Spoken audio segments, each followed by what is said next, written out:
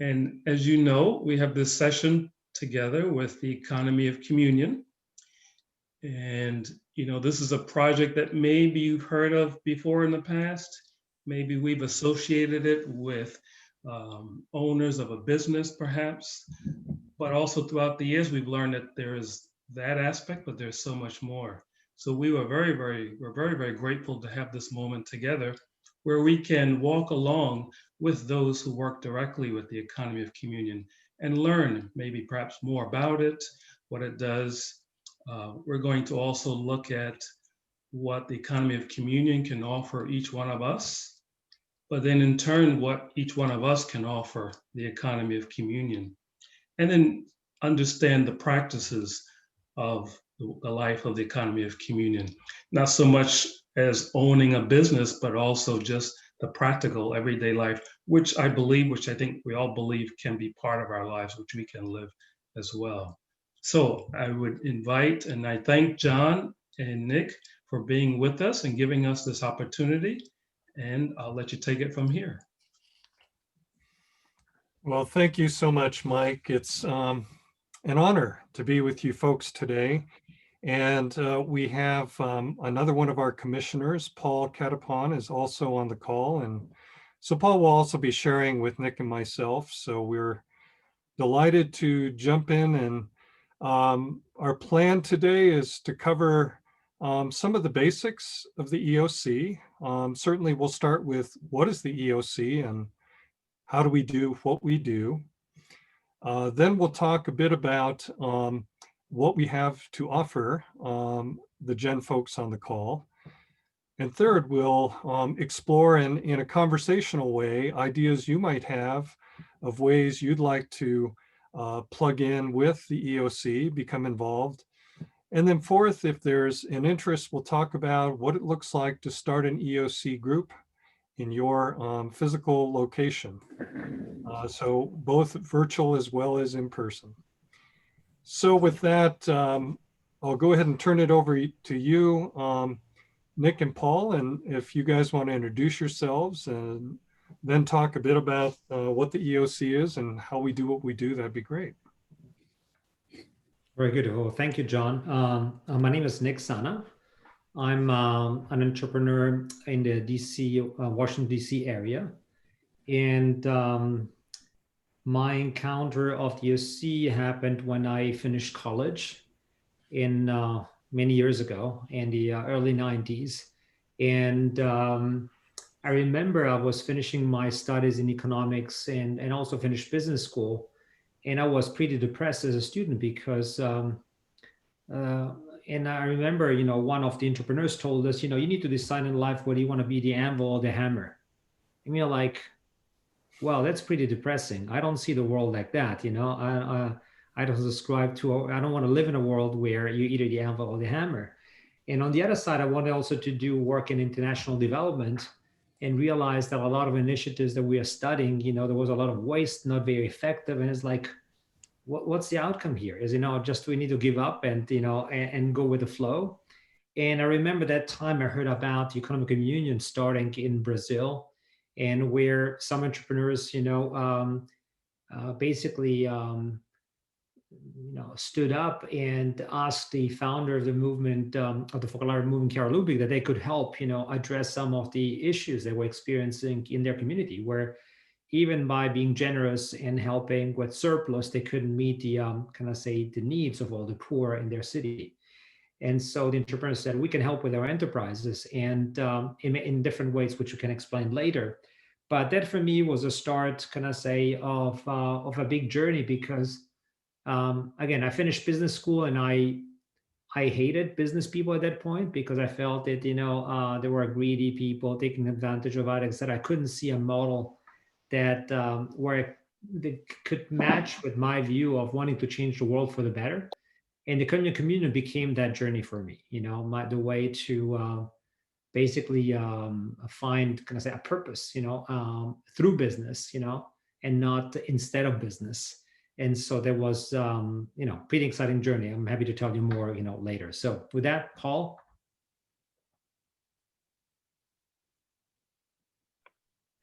So gotta be honest that I didn't know what an entrepreneur is. So I I have no. I'm learning more and more what an entrepreneur is. Um, but also the economy of communion. I realized I've been subscribing to it even before it started. I was, the economy of communion started in, what was that, in the 90s, early 90s.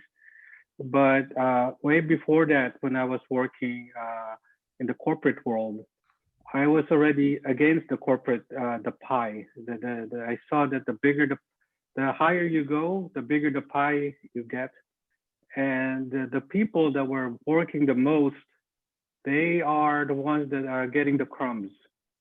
And I felt that that was not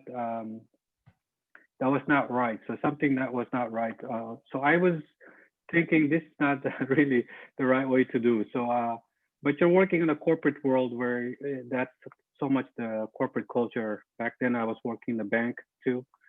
And so,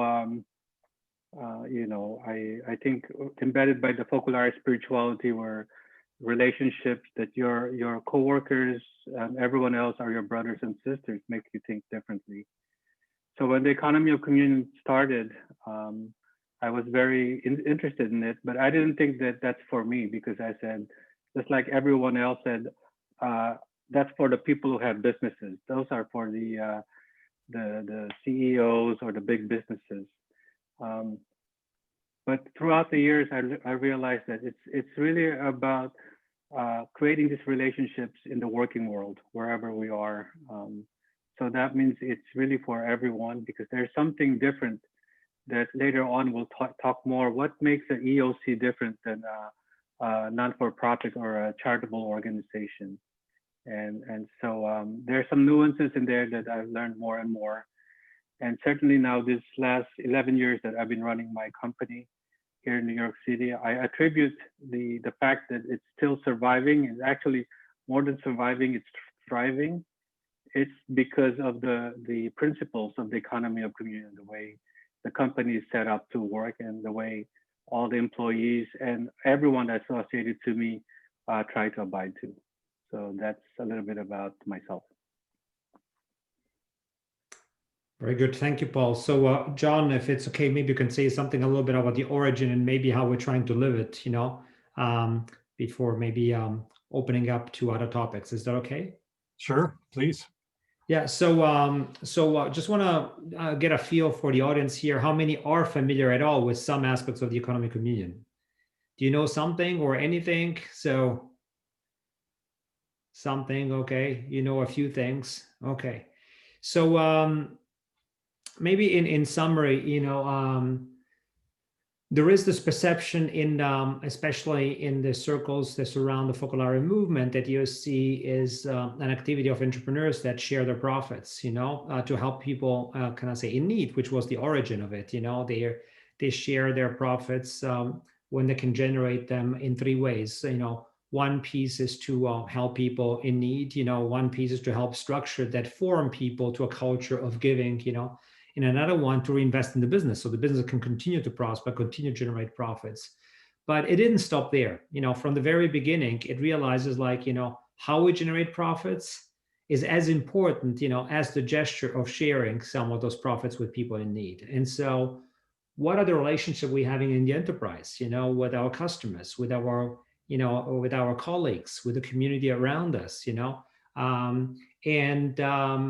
are these relationships, creating a sense of community, hence the word communion, where we can share each other's needs and also surpluses and have them meet, and not always being about, about money, and when I think about our company, I remember, somebody asked me, it's like, listen, I'm a student, I don't have much to give, but we all have something to give. Sometimes you can give listening, you can give an advice, you can give an expertise on a topic you learned about, you can give consolation, you can give encouragement, and you can give some of your free time. And so there's many ways into giving. And so And that's a culture that can I say, then if it becomes life in an enterprise, amazing things happen. I want to tell you a couple of stories, in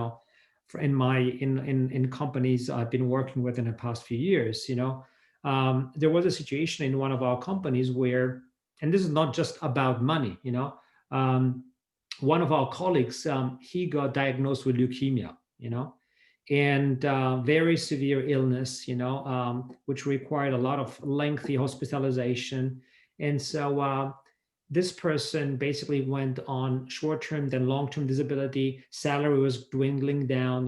What Social Security pays is much, much less. He couldn't even make his mortgage payments anymore. This was a young professional. And we didn't know what to do to help him out. And the employees came to me and told me, Nick, we went to the CFO, asked him what we could do. And with the CFO, they brainstormed and said, we can pull our unused vacation days and gift them to this person, so this person can have a full salary and not have to worry about losing his own house, and all these other payments while he, he's being taken care of medically.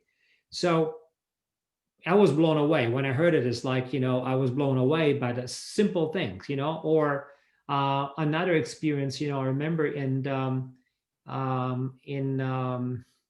there was a customer that was not in a possibility to pay me for a service, but really needed a service, and asked me, begged me to trust him, and etc. And so, put my, my immediate short-term interest aside and tried to listen to this person, and realized this person was really sincere and in need. And I took a risk. I delivered a service without, promise to get paid in short term. And I almost forgot about it. And 6 months later, this group of people came back and told me, Nick, our budget has been allocated.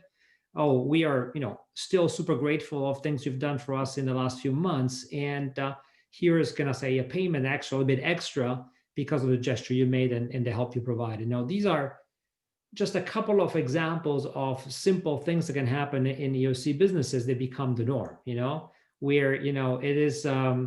It becomes communion and give and take, a give of our own talents and time and a take, and building relationships that are, when we say our communion, where the one who gives, the one who receives have the same dignity, creating environments where, those who give can recognize they can be on the receiving end at a different time, and for different means. And we can create communities where, this exchange, becomes natural, and the business becomes a place where, amazing things can happen, not just amazing production, amazing product, amazing service, but also amazing relationships and meeting each other's needs, within the enterprise and also outside in the community. So maybe Paul, you may have some other experiences as well. Yeah, I mean, running a business is it's very tricky because it has to be sustainable. So I could see why, financially, the bottom dollar is always there. You think of cash flow, you think of your employees. It's like being a parent. You have your employees, and at the end of the day, those are families to have, people who have families, and so they depend on you. And so I could see how sometimes you make that to justify, to cut corners. But I think right from the very beginning, I realized what's important is transparency.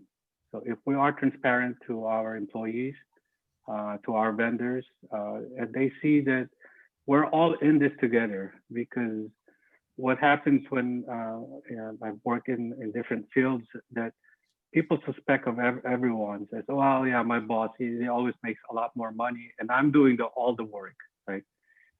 But in an economy of communion means also sharing, that you're able to share everything. So whether like a couple of when I take a project, we sit down together with the engineers and says, what do you guys think? How much we should charge? How much can we charge on this? This is the task. So everyone participates. And not only that, so we put a budget, and we says, okay, this is what we're gonna bid, because it's also bidding.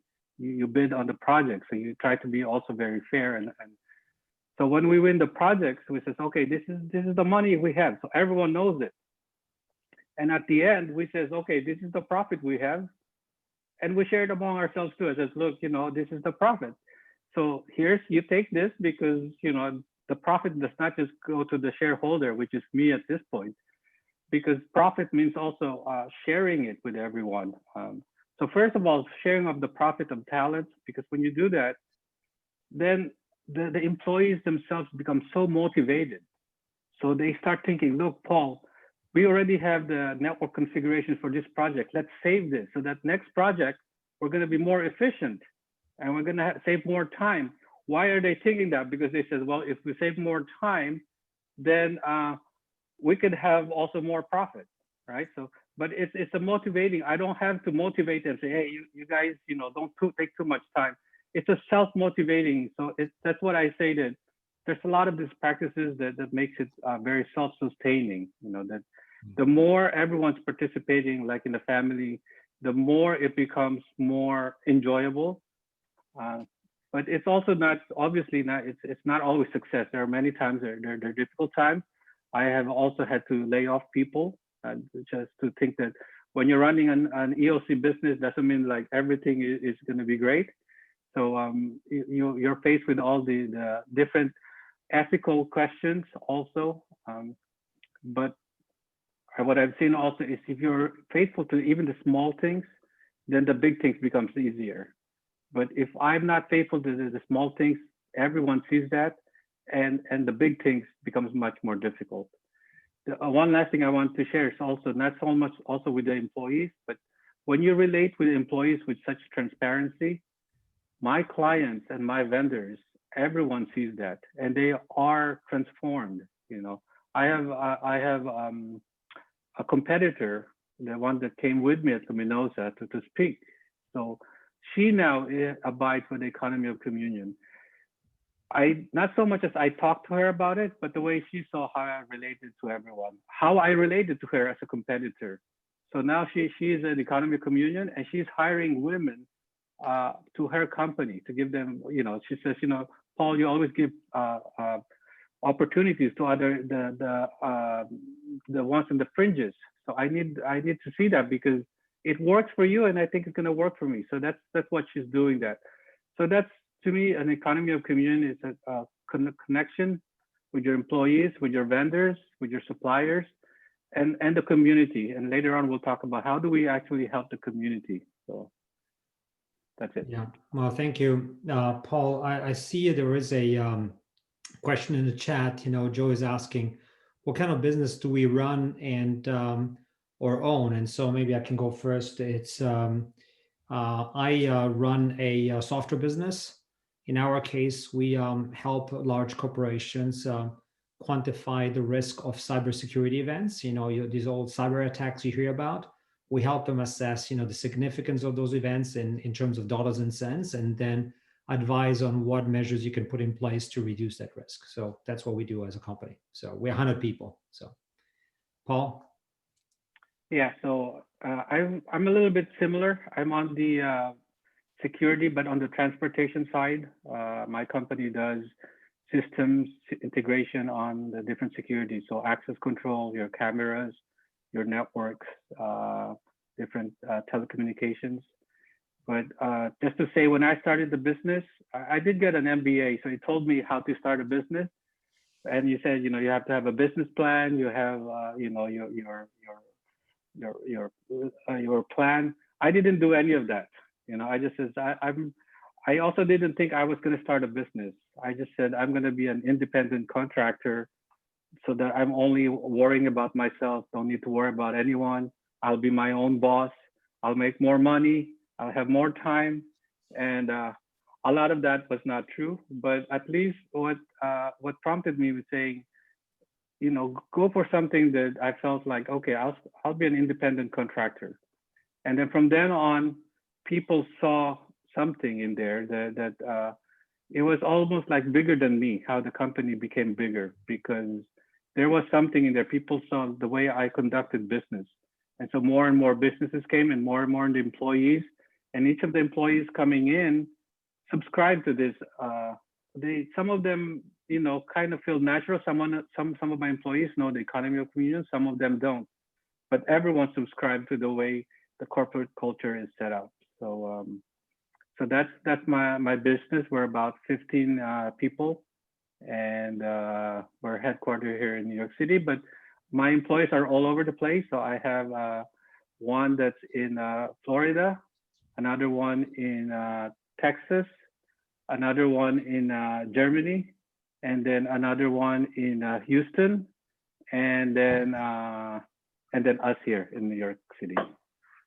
Wow. Maybe the last thing I can say, and then John, I'll give you the word back, is that so I started my career thinking that I was hating salespeople and entrepreneurs because I didn't think that it was a worthy profession, and only discover after years that it could be the way. And now I feel that the EoC really allowed me not only to reconcile myself to the idea that you can do good through business,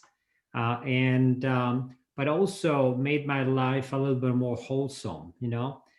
Sometimes we see people, and it can happen to us, that we are a certain person at home with our friends, with the people we get along with, and share our same ideas. And then when we go into school or work, we're different people. We subscribe to a different code of conduct. And just to fit in, etc.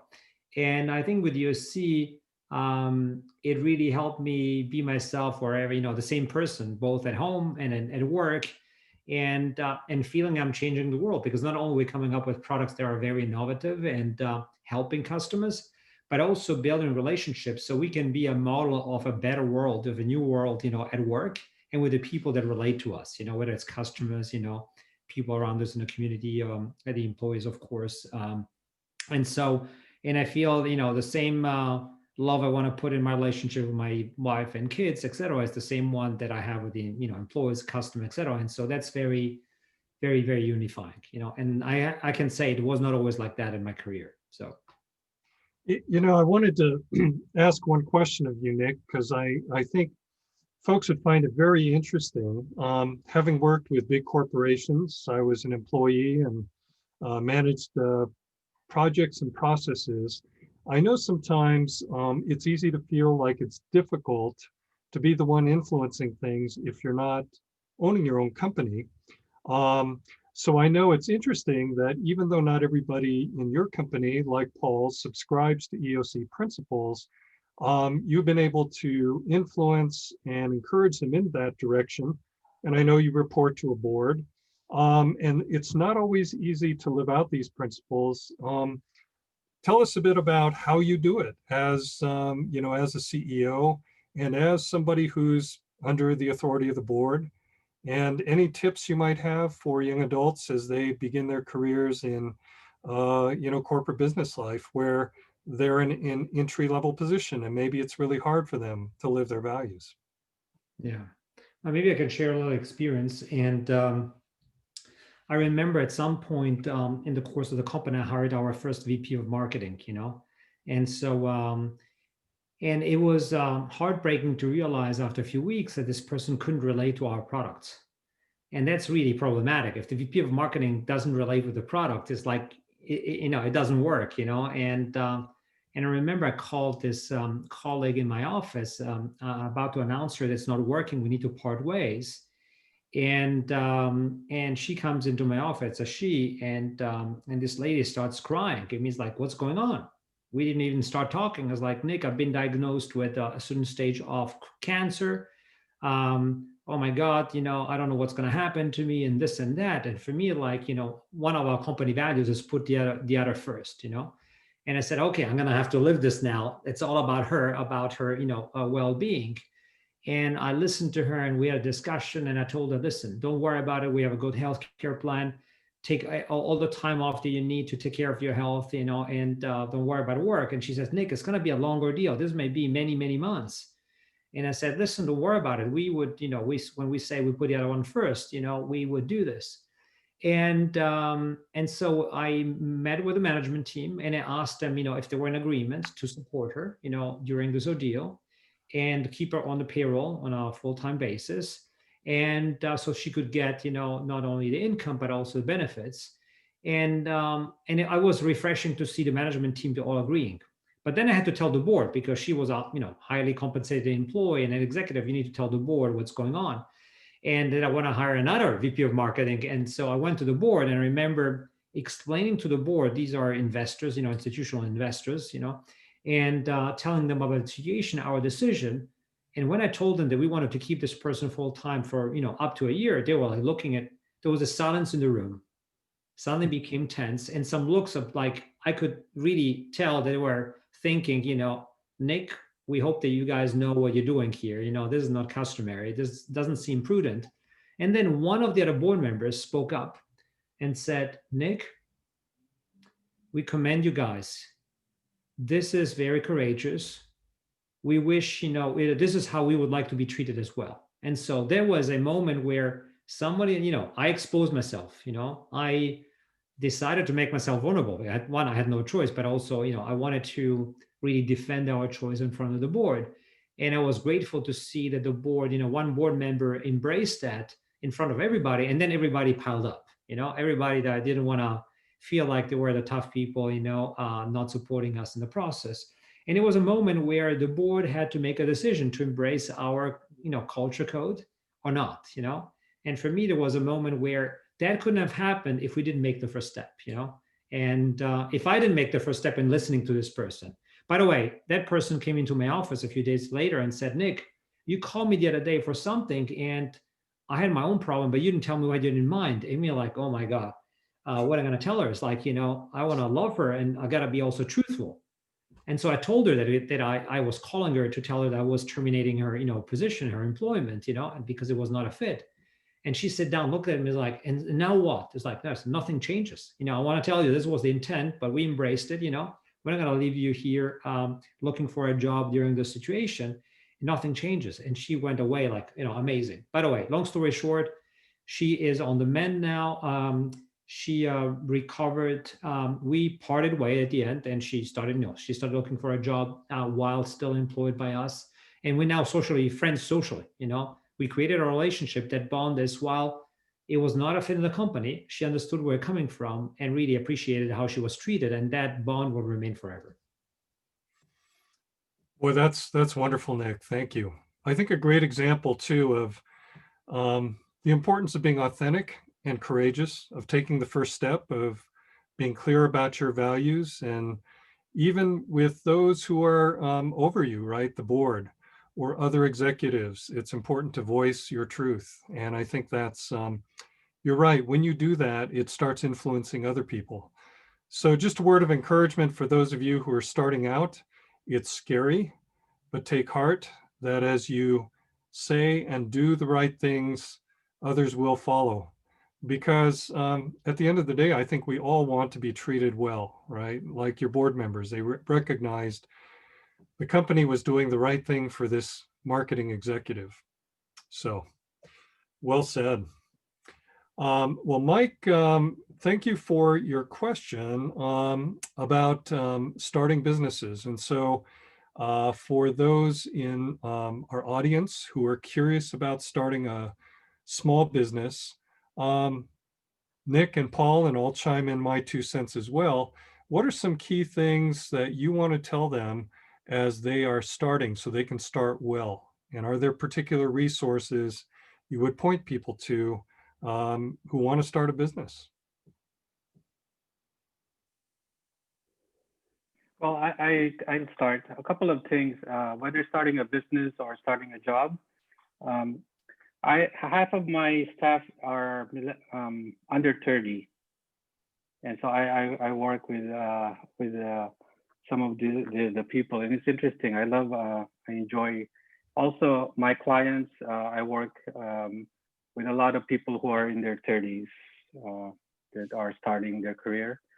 And what I seem to, this is my suggestion is that when you're starting a job, especially you're young, what you bring is the youthfulness, the energy, the passion, the excitement, and the innovation. That's like inherent, that's built in, because you bring something new to the company. So that's your strength, and don't be shy about that, and do not be intimidated by the fact that you're going to a big company or a small company that they already are president and there are set things.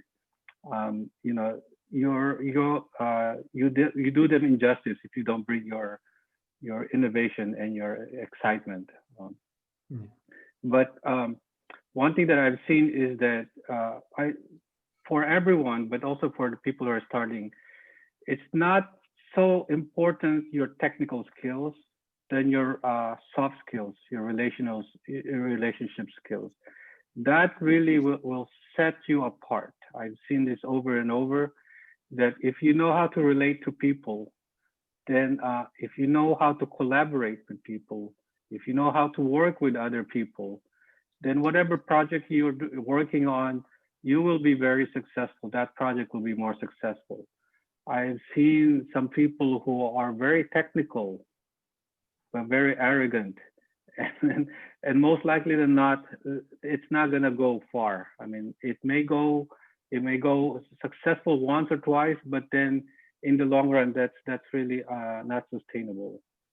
So main thing is when you start, whether you start a company or you start a new job, be very, very mindful of your social soft skills, the way you relate to people, whoever they are, because then obviously you should be also technical, bring whatever that technical knowledge you have to, but don't rely that to say, I'm gonna go further because I know C#, and I know how to latest XML, and I know how to program, and I could blow them away, all my ideas.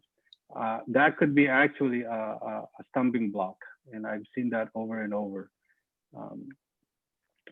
So of course there are exceptions. You know, if you're like a Bill Gates or someone that comes in there and says, I know everything, and you guys have to just follow me, you know.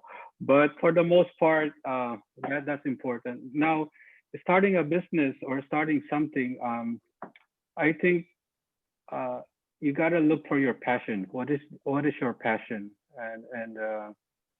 And the money and the profit is just one way of sustaining that. It should not be, the money should not be what brings you to that.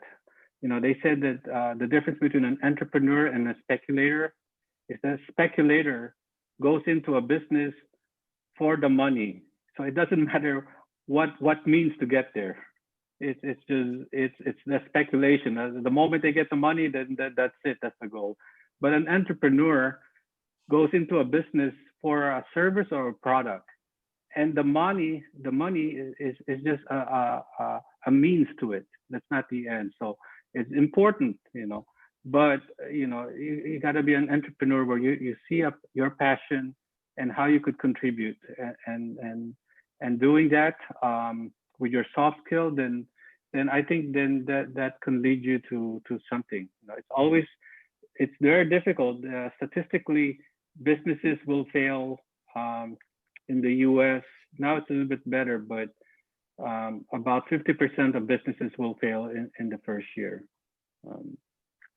But don't be disheartened. That means 50% succeeds, you know. And I think one last thing is that, like when I started, sometimes it's bigger than us. If there is something, if God wants us to be a tool, an instrument, then there's the divine providence that comes over and over and over and helps us. Yep, that's it. Now, thank you, Paul. I would only just add, you know, absolutely, soft skills can really set you apart, but as you develop your hard skills as well, because you don't want to be just a well-meaning person and then, you know, not being able to, you know, like a well-meaning doctor is not very competent, it's going to do disasters. And so you need the hard skills as well. And if you're in a position right now at the beginning of your career, make your desire known in the environments you are with people you trust there. You know, I have some young employees in my company tell me, Nick, I would like to lead a company one day as well. What do I need to do? Can we talk about what is a plan of development that would develop some skills? You know, what are some professional skills I need to develop? And what are some of the soft skills I need to develop? And can you help me set up where, you know, we can discuss this on a regular basis? And I love it when they come that way. Every time they come with those requests, I'm super happy to spend time with them. You know, I have lunch and mentor them on a regular basis. So don't hesitate. I would say if you're in an environment that you can have those discussions, take courage and tell them, listen, I would like one day, one person told me recently, I know, I would like to start my business. I'm not, super well versed in sales. I know that's very important to run a business, to understand sales. Can I spend some time with the sales team to learn their, and we find out some ways to do that. So don't hold back, be courageous there. That's great, Nick. And I love what both of you gentlemen said, and I would add sort of maybe a combination of the two, which is, and I've worked with a number of different business owners, help them refine their businesses, improve them. So my day job, if you will, is being a business consultant. One thing I will say, I'm actually pretty new to the economy of communion, but the thing I love about economy of communion businesses and business owners is that they are people who, first of all, love people. They really understand that the reason why a business exists is to help people become, reach their potential, as whether they're employees or customers or people in the community who need the resources of the business. So number one, it's about people. So closely related, in order to become, I think, an effective business owner, it's important to know yourself well, to know, like Paul said, know what your passion is, but also know what you're good at, like Nick said, and to improve your skills. If there's any one thing I would add to the process of becoming a business owner, is it's having clarity about why you're in business. Your big why is what I call it, but also to be clear about your strategies. What are your objectives? What is your strategy? And how do you keep focused on it? One of the hardest things about being a business owner is you are juggling a lot of different things, a lot of different demands. You're doing sales, marketing, finance, accounting, operations, inventory management, you name it, legal. You're responsible for everything. It's really hard to stay focused. And so I'd say one of the biggest challenges is, how do you juggle all those different roles as a business owner and keep focused enough? Of course, if any of you have specific questions, I'm happy to have a conversation with you and just give you some ideas to take your next step. Or like Nick said, he loves talking with young entrepreneurs to be. I'm sure Paul would say the same thing as well. Well, I notice Joe has a question about, and I like this one, how do you handle the diversity and different backgrounds of the different people and get everybody working together towards a common goal? I think, especially in this day and age, it seems like it's much harder to get people on the same page, keep them on the same page, and moving together as a team. Suggestions, gentlemen, of how to do that? Yeah, maybe one comment on that is that having a team of diverse members with different origins, different backgrounds, different schooling, different gender, different beliefs can enriches the thinking, and so companies that foster that typically perform better. But what you need to be really clear about is, like, what is our mission for the company? What are the goals for the company? And what are our values? And so in our company, we're trying to look more and more for diverse candidates, but make it very clear from the beginning, what are we after in terms of market? What are we trying to do with our products? What is the goal for the company?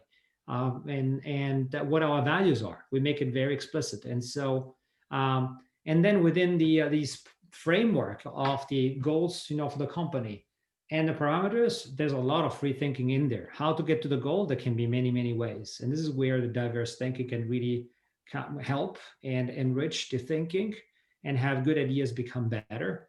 And avoid, group thinking that, reduces ideas to, whatever, we learned in probably in one setting over the other. And so that's how we try to, tackle diversity and achieve unity. Clarity on goals, clarity on our values, and then let's hire people that subscribe to those. That's very important. But come from very different ways of life, and enrich the picture there. Paul, I don't know if you have any experiences on that as well. No, I think diversity by itself, a company has to be diverse, like what John was saying, because there's different tasks, different roles that everyone has to play. But even on a single project, people have different ways of tackling things, right? And there's also personalities and cliques. And in my experience, both in the corporate world, in the small businesses and the medium businesses, the problem is there are groups, cliques that gets formed. You know, those are the nerds, those are the smarts, those are the and it becomes labels. And there's always one or two or three that gets put aside because you know they don't fit in. And then when that happens, it becomes very the environment becomes obnoxious, and each one makes a joke about the other, and then the jokes come in more and more, and before you know it, there's animosity. And I think as a manager, the first thing that I need to know is never join in those jokes, because the moment you make fun of someone, you give license to everyone to say it's okay to make fun of that diverse person or that they don't fit in. That as a manager and also as an employee, as everyone, you know, everyone needs to stand up and stick up and say, you know, I don't think this is right. Or sometimes we don't have to be vocal, but it's enough not to jump in, because we really need to have to also respect the diversity of people, because each one is different, and I cannot impose my quirks and my requirements on the other person. Now, job-wise, we have a fiduciary right. We need to make sure the job gets done. That's always there. It's not a la la fantasy land that you know if someone wants to just play around the whole day, you just let them play because you think they like to play. No, that's but by and large, we have to expect that there will be diversity. People are going to be diverse, and lastly, my experience at work, but also in the focal area, what I've seen that we always say diversity is a gift, but I think it's a gift when we're free to give our diversity. The moment we're forced to unite our differences, then that becomes conformity, and then that's when the diversity becomes a clash against each other. So to me, diversity is beautiful when there's freedom to be able to be different. The moment we force everyone to conform to one single type of people, one single type of thinking, the group think, then that's our diversity becomes a hampering, stumbling block for everyone. So, one other thing, when I wanted to go back to what I shared when you start a business, you know, follow your passion, but also think of a passion where you could do that service or product very well, and not because you like it. So like, for example, my passion is to play the violin, but I cannot just start a company or play the violin for the Met, because I don't think I'll make money on that, you know, because you gotta taper that also with something that you think you could be good at in producing or doing. It's not enough the passion, but it has to be coupled with something that you'll be good at. Yeah, both the financial as well as the passion piece, very important to marry those together. I think one thing I would add about the diversity question is when, usually what happens for most of us is when somebody is different, we either feel uncomfortable, or maybe we don't understand, or we jump to a judgment about that person. So I always encourage people to be curious, to ask questions. And I think as we get curious about people who are different from us, we begin to understand how they look at the world. We can actually learn a lot from them. And then likewise, we can share our perspective on things and share what it looks like to us, or maybe hopefully they'll ask us questions if we model the being curious about the other person and welcoming their difference and seeing how it can be a real of great value to the company or to your work group. So let's see, I see there's another question for us about internships. Are any internships available? And I know in the past, John Mundell, who is one of the other commissioners, has had internships in Mundell and Associates in environmental engineering. And so I know there are a number of folks who have been through his company as interns, but I'm not sure if either of your businesses do or if you're aware of internship opportunities. Nick or Paul? Now we've had interns, on and off depending on the needs for the business, and so we train them not only on certain basic skills for that can I say related to a specific job function, but also on our company values. In our case, it's very much aligned with EoC, and so you get an experience of how to operate in that environment. And so I would say yes, there can be, depends on the moment. This has been a little bit of a tough year because we are a lot of pressure on resources and people. We have been pressured in terms of orders this year because of COVID, but it's if you're interested in internship, it's worth asking and seeing what's available because this can be very formative experiences. Yes. Yeah, in my field, most of our engineers are working in our client site. So I'd love to have bring in interns, but it has to be going through my clients. And so at this moment, I cannot provide interns. But I think it's a great idea. If you could do internship, it certainly is worth doing that to see what's out there.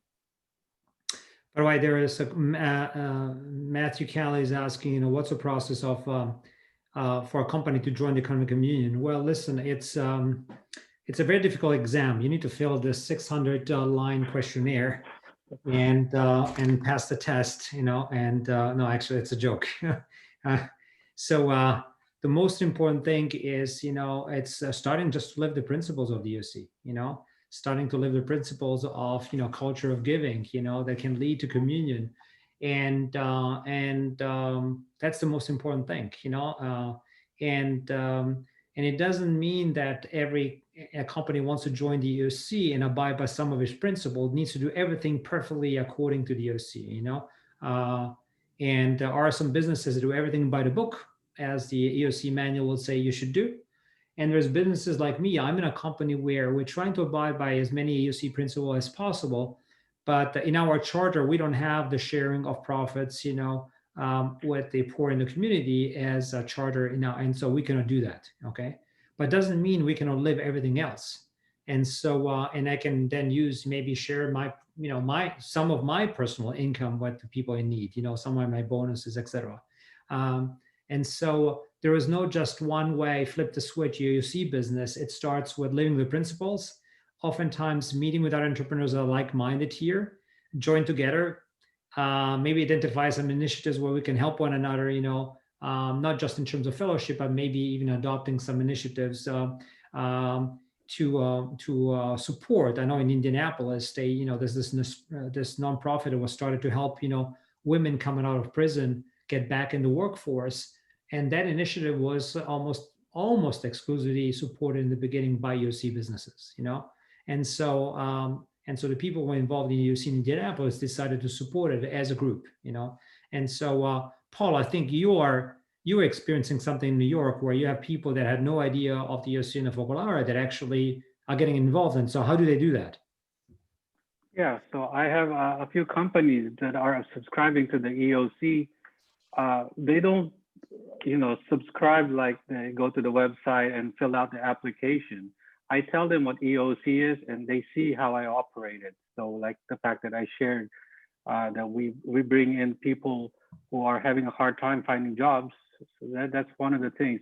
We talk about helping the communities, working with the competitors, working with the vendors. So even my vendors, they know this, how I operate. They at this point, they have heard about the economy of communion. First, they think communion means like the Catholic, the Eucharist, but then I said, no, communion means sharing. So there's a lot of, now I want to share something about the economy of communion. I just lost my train of thought. But yes, it's enough that you do it, but there's also a formality in it. I think it's important that to say, okay, my company is an economy of communion.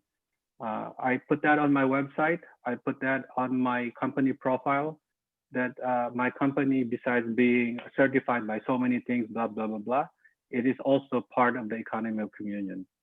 Because I think its branding is very important.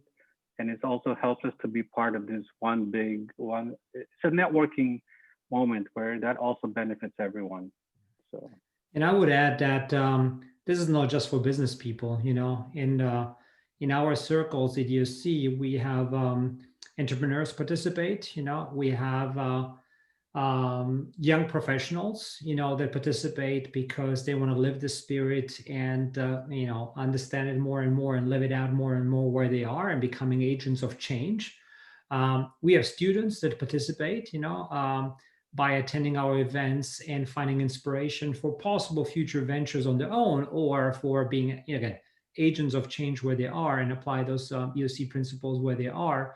We have academics that like to study and share, EoC principles to give because it is a concrete, different way of doing business that has a high impact in its own circles, but also gives hopes to many other people. And people are looking for. There's a lot of people out there looking for positive models, and then looking for this remedy to the divided life, and so that's a good contribution that the academics bring.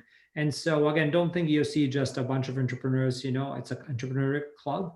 It's a club of people who love the EoC principles and want to contribute to fostering them, and wherever they are, as an employee, as an entrepreneur, as a manager, as a contributor, as a professor. I have my son. He's not part of the EoC. He's a young professional, and he's volunteering now. And he told me, Nick, Dad, I heard that you want to build a website. Me and my roommate would like to help the economic community build a website. It's great. Okay, that's EoC as well. Okay, and so. So there's many ways in which we can contribute, not just running a business at this very moment. Yeah, and I wanted to piggyback on that, Nick, a couple of resources or ways that people can sort of get up to speed. I think certainly one way is by interacting with EoC business owners like Paul and Nick. Another way is there's an academic journal that recently came out on the economy of communion. So I can share that with you, Mike. I don't have the URL handy right now, but that can be shared. Also, we have monthly calls where for the last 6 months, we've been going over the 7 guidelines of running an EoC business. And so those are recorded and available to you as well to begin learning the principles and hearing stories, to just begin getting to know the culture. So I would say actually becoming an EoC business is more about what's caught and what's taught than it is, like Nick said, filling out a 600-line form to join. It's very much beginning to live the principles, and everybody's in a process, right? So I would say in the short time I've been with the EoC, I've been pleasantly surprised to see how many of the ways that I've run my business in the past are very much in alignment. So I don't know if I'm officially an EoC business, but certainly on the way. So can, talk to the process that I've been through, and I'm sure others of you can do that as well. Let's see, there was one question about the number of EoC businesses in the US. I know there's worldwide, maybe 800, 850. I don't know how many there are in the US. Do either of you guys know? I think there's a few dozen businesses, yes. Most of them being smaller businesses, in some cases, there is, an insurance, broker that's his own business and the business of one, and then some larger ones. And so, so that's basically it. Yeah, one thing I want to say. We only have 2 minutes here before the end of the call. Any other questions that you didn't dare to ask, you might be interested in learning about? Just one, how can we subscribe to the monthly session that happens the first Wednesday of every month? Yeah, just go ahead and send me an email individually, or if you want to get those together, Mike, I'll be sure to add everybody to the email distribution list. I have to say those are very good webinars that you put together because it shows, both the theory and the practice, and I recommend it to everyone. When you Thanks, have time. Kara. Appreciate that.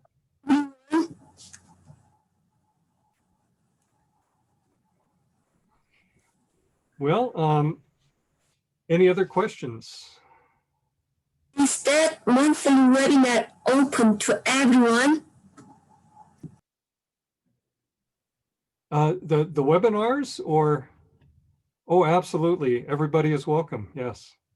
Yeah, this is an open forum. This is not a club of a few initiated. Yes. You know, we often have people drop in, which is wonderful, even from around the world. So everybody is welcome. Very good.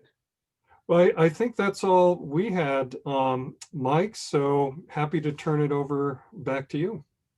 Great, thank you so much. Very, very informative. I'm glad that this was recorded because I know of others that are interested and hopefully they can see it as well.